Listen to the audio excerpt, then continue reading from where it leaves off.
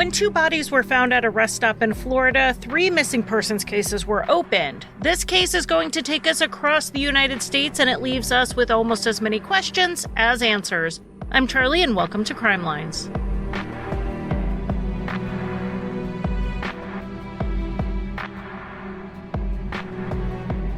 Hello and welcome to Crimelines. If you have been on my Patreon for a while, you may think you have heard this case before, and you have, because I did cover it on Patreon years ago, and it is on my list of cases to redo from Patreon to, one, polish them up a bit with my newer style, and then also to get them to a wider audience, because I am choosing cases from Patreon that are unsolved and honestly should never have been behind a paywall to begin with. This case is partially unsolved. I did find more information this go-round that I didn't get the first time, and that's thanks to newspapers.com continually archiving and digitizing newspapers. Sometimes I feel like I'm such a shill for them, but after using them as a resource for the entire time I have been making Crimelines, they honestly deserve a lot of the credit. So this case spans a wide area. Oregon to California to Nevada, and then along the southern route to Florida. And I think that is, one, part of why it's been so hard to fully resolve this one, and two, why this case needs more national attention, because the person with the answer to it could really be anywhere. So let's go ahead and get started with Kimyala Henson, who was born in California in July of 1979. As a child, she moved to Portland, Oregon, and that is where she met Stephen Kirkpatrick when she was 18 years old. The two started dating, and then in April of 1999, when Kim was 19, their first daughter, Shaina, was born. Being a young family, it was hard to get fully out on their own, so Kim, Stephen, and Shaina all lived with Kim's mother in an apartment in Portland. It's hard being a young couple with a baby, and in December of 2000, Kim and Stephen broke up. Kim was, at the time, pregnant with their second daughter, Shausha, who was born just a month after their split. But this was not a complete ending of their relationship. The two continued to live together under the same roof in order to raise the kids together as best they could. It really is remarkable that they still got along well enough to do that, and after a few months of this in-house separation, they were talking about maybe getting back together and trying again. Something about Kim is that she was very devoted to her 2 little girls, and she was really spontaneous and loved having fun with them. So when a friend approached her about going on a vacation together with the kids in 2001, Kim thought it sounded like fun. She told Stephen that it would also be great for her mother, who was helping her with the kids, but was also struggling with her own health. This would give her a break. Kim even made arrangements for Stephen's older daughter to go with his sister while she was gone, so that her mom really had no one to take care of during this 2-week break. The friend who proposed this trip was someone Kim had met as a teenager. Her name was Christine Mayer, and she had grown up in Missouri, but in the early 1990s, she moved to Portland with her family. They lived next door to Kim and her mother for about 2 years. Christine and Kim, even though Christine was a few years older, became friends, and their mothers did as well. After Christine's mother moved back to Missouri, Christine wanted to stay in Oregon, so she lived with Kim's family for about a year. She helped watch Kim's sister's kids, and then eventually she also returned to Missouri in the mid-1990s. So Kim and Christine were very close for a few years, but then they went 6 years or so without seeing each other at all after Christine had moved. Then, in late March of 2001, Christine showed up unannounced in Oregon with a man she introduced as her husband, Curtis. Christine didn't actually have Kim's current address and phone number, so she had to use the phone book to find a relative who got her in touch with Kim. Christine said that the couple were in Portland because they were considering moving there, so Kim and her mom opened their door to them while they were in town. Kim seemed really excited to be reconnected with her friend, and less than a week into this visit, Curtis and Christine brought up this idea of going on vacation together. Christine told Kim that she and Curtis were going to do a road trip up to British Columbia, and Kim had never been there before, so they asked if she wanted to go with them. She could even take the kids with her. Shausha was not quite 3 months old, and Shaina was about to turn 2. Stephen, because he had to work, would not be able to go with them, even if there was room in the car for him, which there wasn't. The plan was for this to be a 2-week trip, and 21-year-old Kim was very excited for the adventure and the change of pace. But Stephen was hesitant about her going and taking the kids. For one thing, Kim only knew Curtis, Christine's husband, for about a week at that point. And she hadn't seen Christine in years. Even though she felt close to Christine, even Kim would have to admit she barely knew her at that point. It's not that Stephen got any weird vibes from the two of them based on what he told the Associated Press at the time, but the circumstances were just strange. Like, this trip was entirely unplanned. Christine and Curtis showed up out of nowhere, and suddenly they wanted to leave on a 2-week vacation. Curtis offered to pay for the bulk of the trip, but even the cheapest 2-week vacation is going to cost quite a bit when you add 3 more people to it. So why was he so willing to pay the way for other people? And beyond that, Kim did not have a copy of her birth certificate, which she believed she would need to cross the border. She lived in Oregon, but she was born in California, and this trip was so last minute, there was no time to order a certified copy to be sent in the mail. So they would have to first drive south to California, where Kim could get her birth certificate in person, and then turn around and drive north to Canada. And they couldn't just dip into the northern part of California either. California requires you to go to the county where you were born to get a copy of your birth certificate, meaning they would have to drive all the way down to the Oakland area, which was nearly 10 hours from Portland. And then, to get back up to the Canadian border from there, that would be another 15 hours. If Curtis and Christine said never mind and just went on the trip themselves, they could be to Vancouver in 5.5 hours. For some reason, they did not seem to mind quintupling their drive time with a toddler and a newborn on a trip that they were paying for, which to me seems a little strange. There has been some reporting at the time that the extra drive time wouldn't have even been necessary if Canada was the destination, because Kim did not actually need her birth certificate to cross the border. Her valid state ID or driver's license would have been sufficient. I even reported that in my original Patreon coverage, but I decided to dig a little more.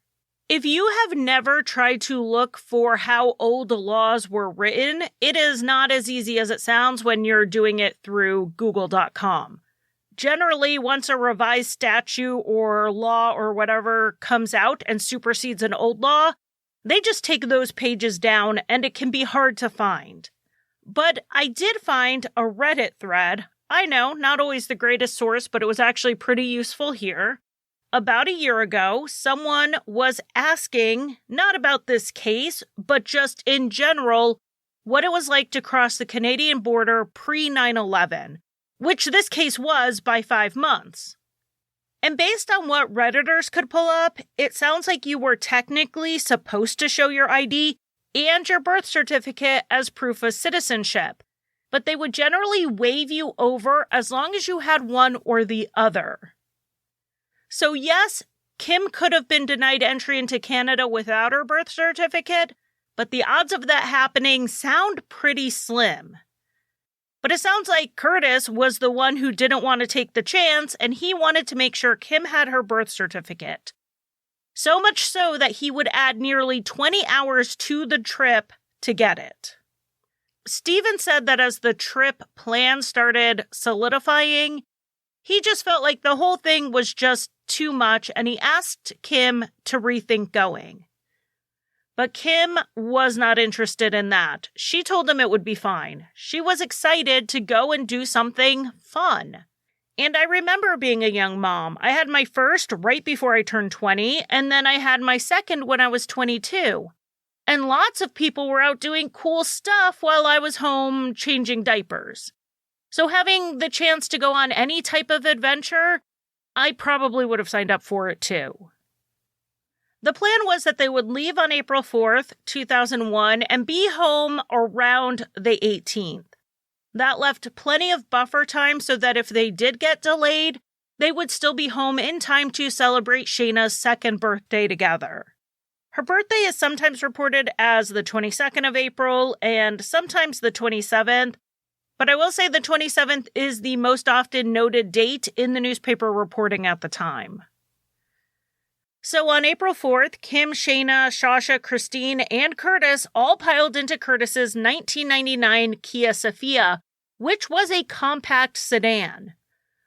I can't imagine there was much room in the back seat for Kim, with 2 car seats and Kim being as tall as she was nearly 6 feet tall, it had to be cramped, but they made it work. They left heading south towards California.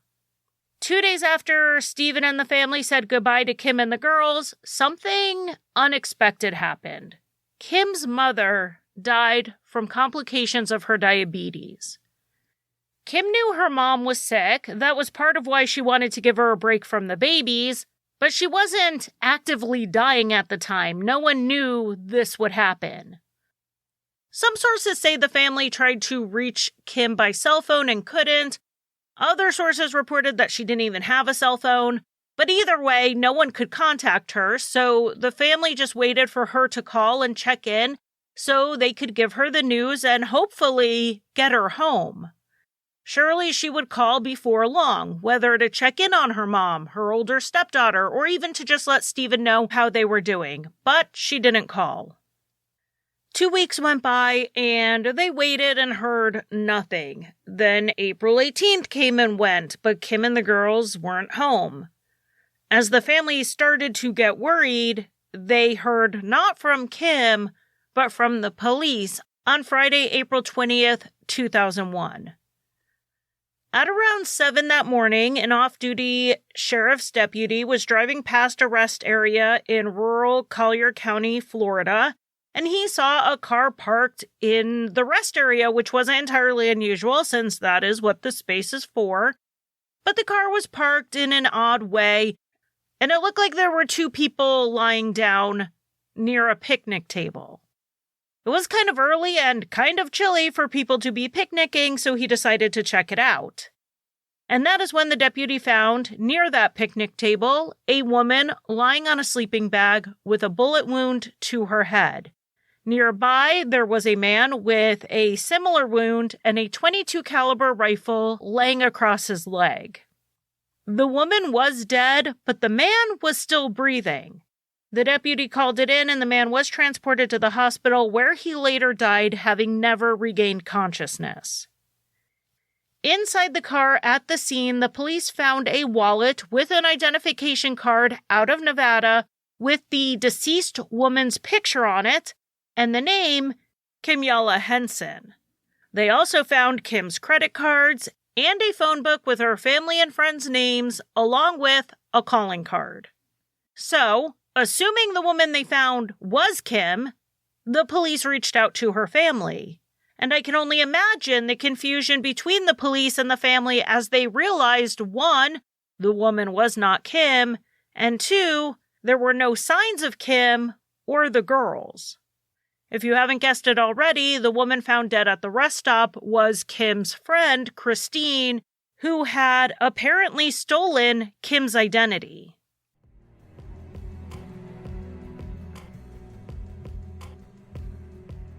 In 1994, 26-year-old Shelley Juleson vanished without a trace from Bismarck. With Michelle, we do suspect foul play. In the series Call Me Shelley, Dakota Spotlight Podcast asks, who was harassing Shelley Juleson? Why are 100 pages of her police file missing? Join Dakota Spotlight Podcast in exploring what happened to Shelley Juleson. Call Me Shelley is now also a documentary film. Search Dakota Spotlight or visit callmeshelleyfilm.com.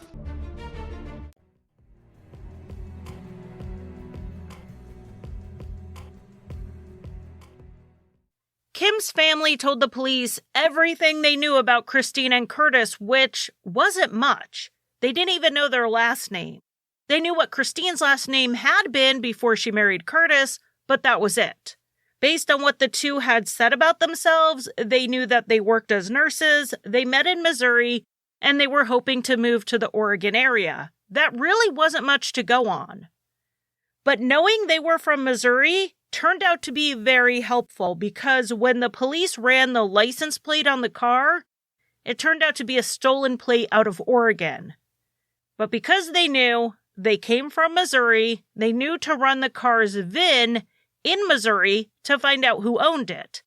And that led them to the parents of a man named Frank O-Ring. Kim's family had never heard that name before, but it turned out that Curtis was Frank's middle name.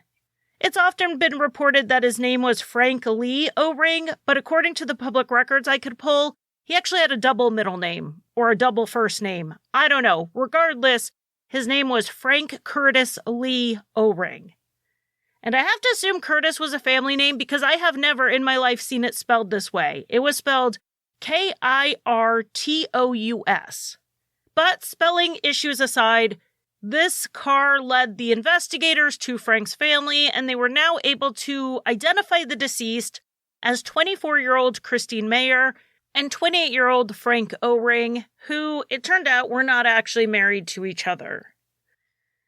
Initially, the police said it wasn't clear if this was a double homicide or a murder-suicide, but Kim's family said that if this was murder, she was not involved.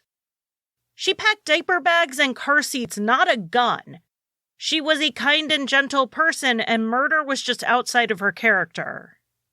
And it also wouldn't make a lot of sense. The car had some clothes in it, but no car seats, and really not that much that belonged to Kim and the girls. So if Kim left with the kids, what car did she leave with? And with what money? Her credit cards were in Frank's car. The police still searched local hotels and campsites for her, just in case she was hiding out, but nothing turned up. Eventually, the autopsies would confirm for the authorities that Christine was shot to death by someone else, but Frank's wound was self-inflicted. Now, was this a suicide pact or a murder-suicide? The answer to that question is really only known to the two people who died, but regardless, Christine's family believed that she was under the influence and control of Frank, and whatever happened was, in the end, his fault. To give some backstory on their relationship, Christine started dating Frank in 2000, which was just about a year before they showed up at Kim's place in Portland. She met him when she became involved in a religious group that Frank was a part of, or maybe even the leader of. Though Frank had grown up Christian in 1994, he started studying the occult. It's been reported that Frank was a Satanist, but it sounds like he initially belonged to an earth-based religious community where he was a high priest. And it started with him trying to cast spells and incantations and perform rituals, but eventually he moved towards more dark practices that may be characterized as satanic. And Christine, who would become his most devoted follower, would have gone along with whatever he did. The religious group they belonged to was small. I don't want to make it sound like Frank was some major cult leader. He lived in Bethany, Missouri. The entire county that Bethany is in has 8,000 people. So we're talking fewer than a dozen people in this loosely connected group. Christine fell head over heels for Frank, even though he was already married to a woman named Benita. So one day in June of 2000, Frank brought Christine home and proposed that the three of them enter into a consensual polyamorous relationship. Benita was not interested in this arrangement. But Frank didn't like to be told no, according to what a friend told the Naples Daily News. So he moved Christine into the family home anyway. And then, again, in June of 2000, right around the time Christine was settling in, and as Benita was trying to make plans to leave, Frank hit Benita and she had him arrested. Benita then moved out, taking their child with her. She filed for divorce the following month, but the divorce was not going to be quick to resolve because of a little quirk in Missouri law. Benita was pregnant. At the time, if you filed for divorce in Missouri, you had to state whether you or your spouse were pregnant, and judges could, and usually did, use that as a reason to delay the divorce. The thinking here was that paternity was presumed to be the husband if a child was born within marriage. Resolving a divorce during a pregnancy would leave the paternity less legally defined. For the record, this practice of delaying a divorce due to pregnancy was banned in Missouri in 2026, about 40 years after DNA paternity tests were developed. Anyway, according to the Missouri court docket, Benita also got a restraining order against Frank, and he was ordered to pay child support while getting a standard parenting schedule for the time, every other weekend, and one night during the week. Even though Benita had to let these visits happen, she was not dropping the domestic violence charge, and in October of 2000, in violation of the restraining order, Frank told Benita he was going to kill her if she testified against him. And then, when she didn't drop the charges, a week later, according to the state of Missouri, Frank tried to make it so she couldn't testify. Benita was 26 weeks pregnant at the time and in bed when someone entered the home and attacked her. They tried to strangle her to death, and according to the authorities, this person nearly succeeded. Fortunately, a neighbor found her, unconscious but alive, and called 911. Benita and the baby both survived the attack. Frank was the prime suspect, and he was arrested in December of 2000 and charged with conspiracy to commit murder because they believed he had hired someone else to attack Benita. According to news reports at the time, his brother was planning to be a witness for the state because he heard about the plan and knew the killer was supposed to be paid from Benita's life insurance payout. Frank didn't realize that Benita had already taken him off the policy as a beneficiary. After Frank's arrest, Christine stood by him. She would visit him in jail until February of 2001 when he bonded out, and at that point, he moved in with Christine, who at the time was living with her mother, Regina. Regina did not like or approve of Frank, but the last thing anyone wanted was for Christine to be more isolated with Frank, so she let them both live with her. For the 2 months or so that he was living with Christine's family, Frank barely left the bedroom unless he and Christine went out. So Regina didn't really have to deal with him directly, but it also meant she didn't get to talk to Christine much, even though they had been very close before this. Christine would stay in the room with Frank, and anytime her mother did try to talk to her, Frank would be hovering nearby.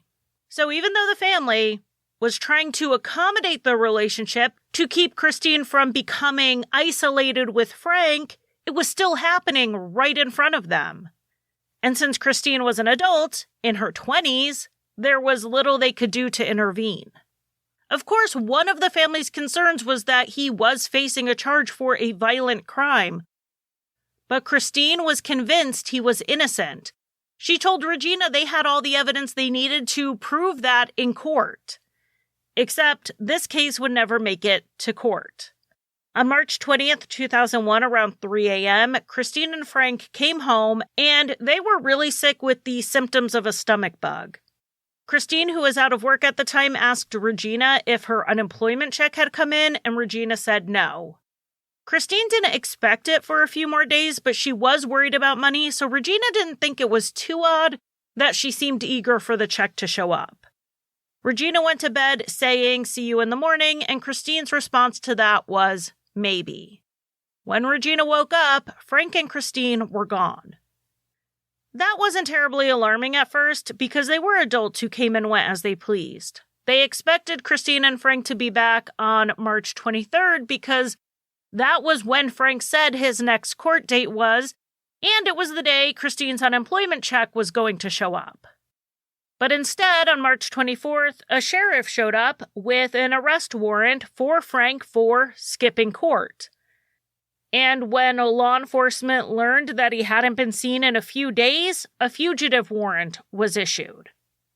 It looks like Frank and Christine headed straight to Portland, driving Frank's parents' car. They stayed in Portland for a bit, and then on April 4th, we know they all left Portland for California, and then supposedly British Columbia. So how did Christine and Frank end up in Florida? We don't know the exact reason why they headed in that direction, but the police did figure out the physical path they took because they used Kim's credit cards to get gas and food along the way. So we know, on April 4th, the 5 of them did drive to California. On April 5th, someone, presumably Kim, picked up a copy of her birth certificate. This birth certificate was actually found in the trash at the rest stop in Florida where Christine and Frank were found, and someone had ripped it in half. After getting the birth certificate, all 5 of them checked into a hotel in Redding, California. Most sources say this is the last sighting of Kim and her girls, but the earliest newspaper reports say that they were seen at 4 p.m. on April 6th at a Pilot Travel Center in Fernley, Nevada, and then at 8:50 p.m. at a gas station in Sparks. We don't really know if Kim and her girls were seen at these locations, but we do know Christine and Frank were there. When I was mapping all of the points that have been made public, I did notice that it was a little odd because they would have had to drive past Sparks to get to Fernley and then backtrack 30 miles to Sparks. About a half hour after being in a gas station in Sparks, 2 people tried to rent a cheap motel room near Reno using Kim's credit card. The card was declined and they left. Kim and the girls were not seen at this point. It's always possible they were in the car, but we know from what we'll learn later that it's very likely at least Kim was not. Credit card receipts show that after they left this hotel, they headed south towards Las Vegas in the overnight hours, and then the cards were not used at all on April 8th. On April 9th, Christine used Kim's birth certificate to walk into a Las Vegas Department of Motor Vehicles to get a Nevada state ID in Kim's name, but with Christine's photograph and signature on it. Now, using that signature, the investigators were then able to match credit card receipts to Christine from this point on. The receipts for food indicated only 2 people were eating. Well, that's not really indicative of what happened to the girls because one of them would have been on formula and the other one could have eaten off an adult's plate. It did mean that Kim was off the radar. The receipt breadcrumb trail then went through Utah, Colorado, New Mexico, Texas, and Louisiana, with the couple eventually arriving in Florida around April 14th. You can see, if you map this route, that they were purposely avoiding Missouri, where Frank was a wanted man, as they dropped down from Colorado to New Mexico to take this southern path to Florida. After the attempt to use the card for a hotel in Reno, Kim's credit cards were not used for lodging again, and it's believed that they were likely staying in their car. I mean, it's not like Kim had a high maximum on her cards, so food and gas were about all they would be able to afford. Something the investigators noted was that Christine and Frank stopped frequently for gas, sometimes only putting in $6 worth at a time. This seemed odd, but it was possible that it was because Christine was unwell. According to her autopsy, she had an intestinal infection at the time, so she may have been very nauseous for much of the drive, which could be why they stopped for breaks so frequently and Frank just opted to fill up at each stop. Another interesting thing about their stops was they seemed to backtrack when they were in the Dallas area, much like they did in Nevada. Kim's family said that Christine and/or Frank made phone calls to Texas before they all left Portland, so it seemed maybe they knew someone down there. They also did this back and forth after getting to Florida, driving around the state in a pattern that doesn't really make a lot of sense. It's possible they were looking for something specific, or it's possible they didn't know where they were going or what they were doing. Christine and Frank didn't reach out to anyone back home until Sunday, April 15th, when Christine called her Uncle Walter back in Missouri. He remembered the date because he said the phone call came in as they were about to sit down for Easter dinner. Walter said Christine sounded scared.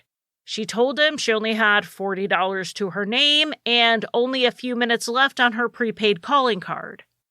After he prodded her a bit for more information, Christine reluctantly told him that she was in the Miami area. Christine didn't mention that Frank was with her, and she didn't say anything about Kim, Shaina, or Shausha. Of course, Walter didn't know to ask about them since no one in the family even knew about the trip to Oregon. Walter promised to send Christine money for a bus or plane ticket so she could come home, and he figured they would just sort out the rest when she was back in Missouri, safe and sound. But Christine said she wrote 3 fraudulent checks in 3 different states, and she was sure she was going to be arrested. And she wasn't lying about this part. On April 20th, before they left Missouri, Christine bought the .22 caliber rifle for $161.52, writing a check for it from a closed account. She then passed bad checks in Colorado and Wyoming. Christine did not confess to any more serious offenses, like any involvement in the disappearance of 3 people and the identity theft of one of them.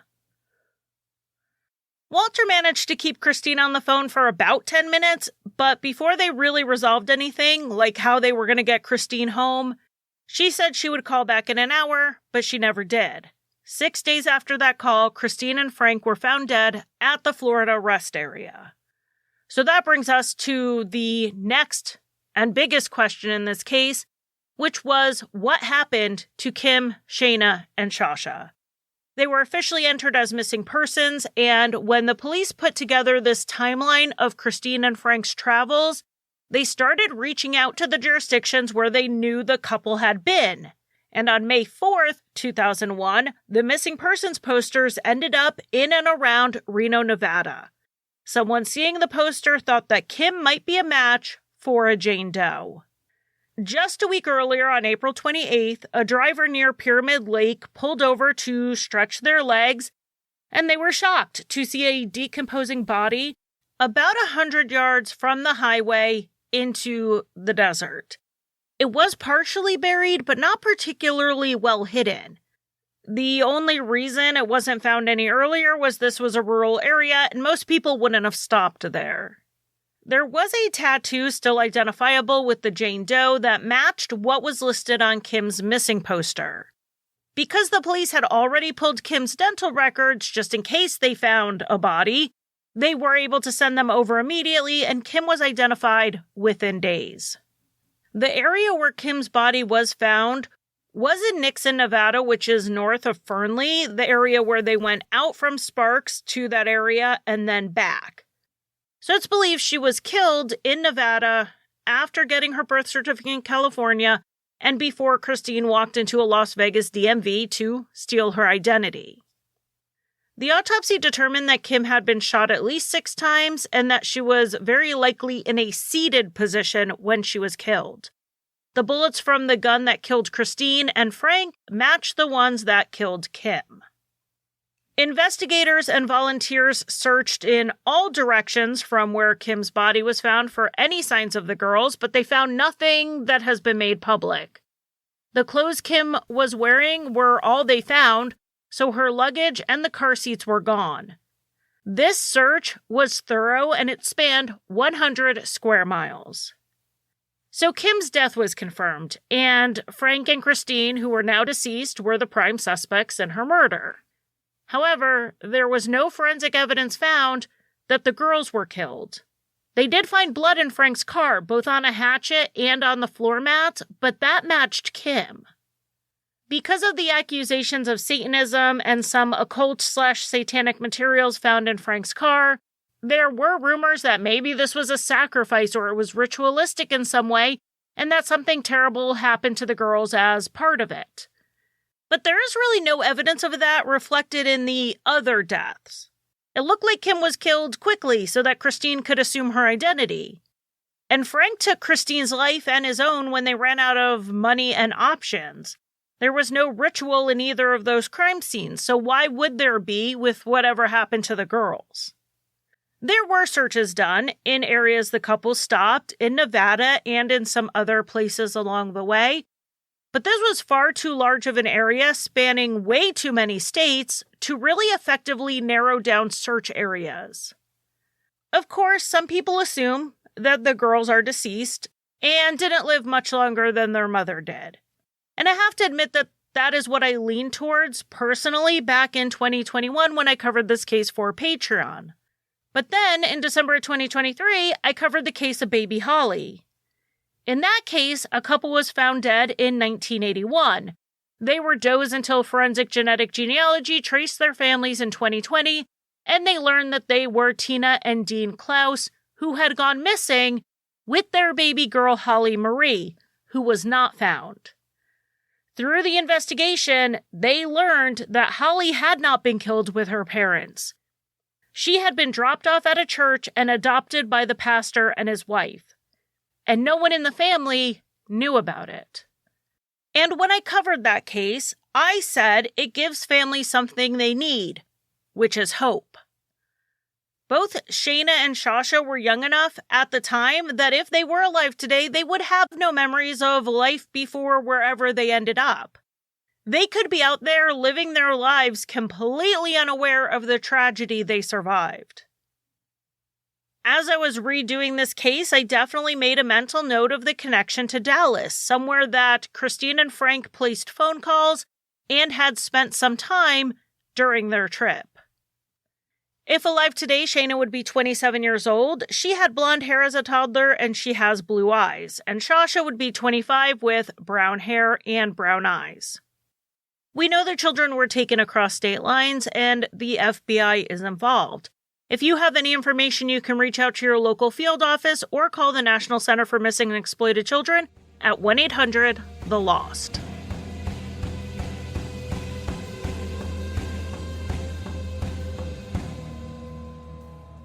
It is time for our August Patreon birthday shoutouts, and I am so excited to say a very happy birthday to Kimberly, Jen, Nicola, Alex, and Megan. Thank you so much for being part of the Patreon community and for your support of Crimelines specifically. I am wishing you a month full of joy and laughter and lots of cake and all of those other good things. So from me to you, I want to say happy birthday.